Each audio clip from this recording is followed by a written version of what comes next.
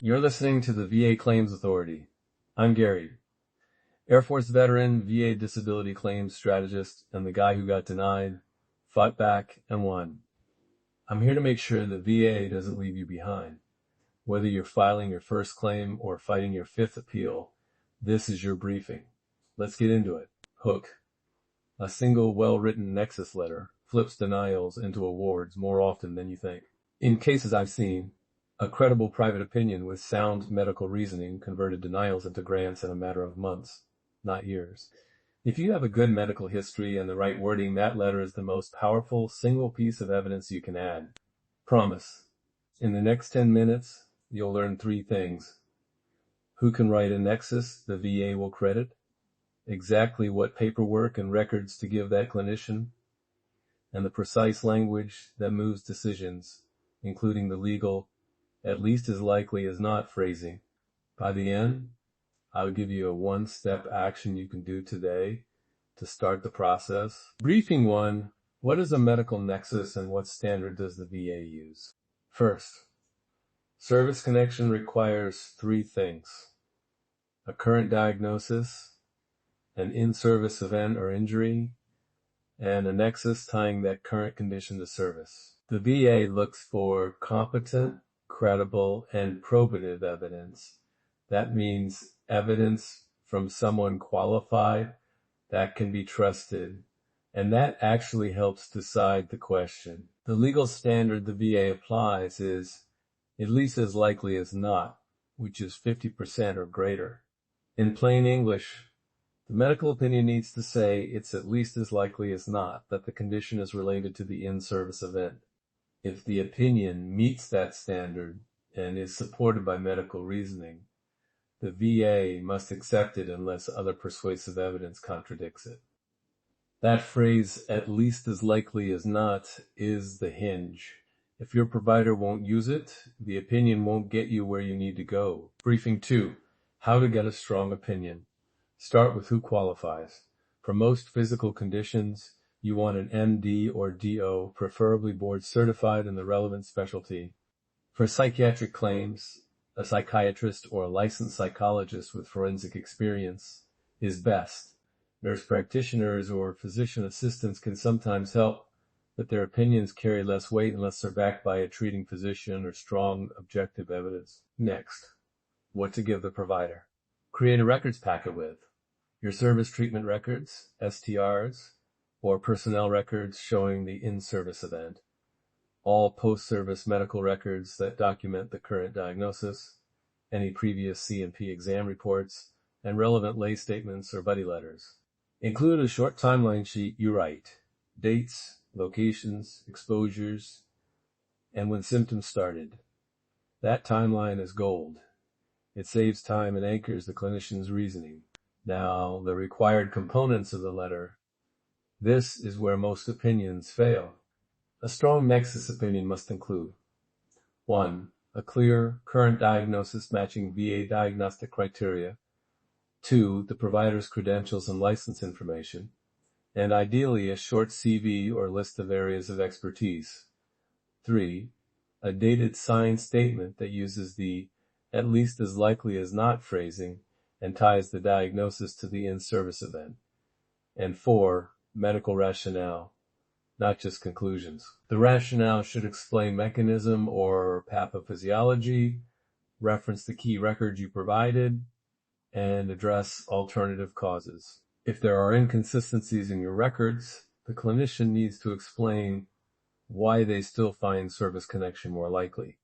For example, a sentence like, given the STR documenting a knee sprain on October 14, 2006, and the subsequent chronic pain documented in treatment notes since 2010, it is at least as likely as not that the claimant's current knee osteoarthritis is related to that in-service injury. And then 2 to 3 sentences explaining how the injury accelerated joint degeneration. That's the kind of reasoning VA values. Briefing 3, exact language and formatting that matters. Use direct, unambiguous sentences. Avoid weasel words like could be or may be related. The letter should state the provider's opinion, the standard used, Explicitly, it is at least as likely as not 50% or greater that condition is related to in-service event/condition than the supporting rationale. Include dates, cite specific records where possible. For example, see STR, page 12, treatment note, the 3rd of August 2011. The provider should sign, print their full name, list their degree, license number, and practice address, and date the letter. Attach their CV or a brief statement of qualifications and, if applicable, relevant treatment notes used to form the opinion. Finally, keep the letter on clinic or practice letterhead when possible. That small detail improves credibility. When submitting, you can attach the Nexus letter to an existing claim or an appeal. If the claim is denied, the letter can be new and material evidence that reopens the claim. If you're appealing, the letter goes into the evidence docket for the appeal. Risk and practical notes. Hiring the wrong provider or getting vague wording wastes money. Expect to pay anywhere from a few hundred to over $1,000 depending on specialty and complexity.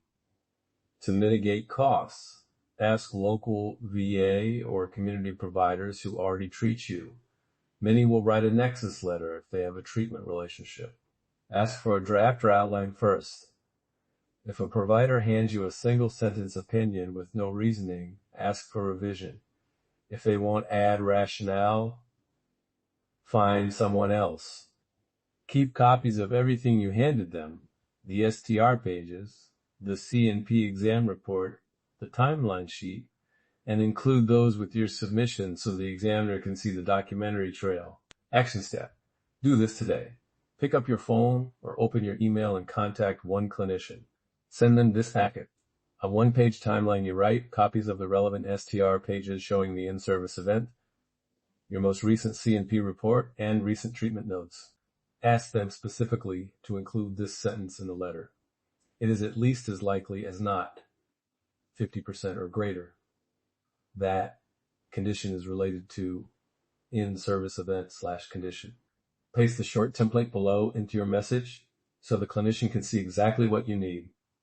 I request a Nexus opinion stating the medical diagnosis, the opinion that it is at least as likely as not related to the documented in-service event, and 2 to 4 sentences of medical rationale citing the specific records provided.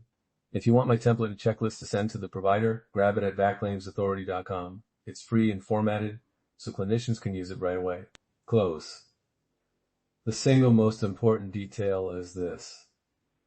The provider must say it is at least as likely as not, and they must explain why.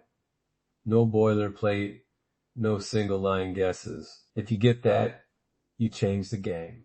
Visit VACClaimsAuthority.com to download the Nexus template, the records checklist, and a short sample you can forward to a clinician today. If this episode helped you, share it with a veteran who needs to hear it, and leave a review so more people can find practical advice. I'm Gary. The VA won't tell you this. I will. That's your briefing. Now go execute. If this episode helped you, share it with a veteran who needs to hear it. And if you need help with your claim, whether it's an audit, a rebuttal, or a full strategy session, head to VACClaimsAuthority.com. I've got the tools and the experience to help you win. I'll see you next episode. And remember, your service earned this. Don't let paperwork take it from you. The VA won't tell you this. I will.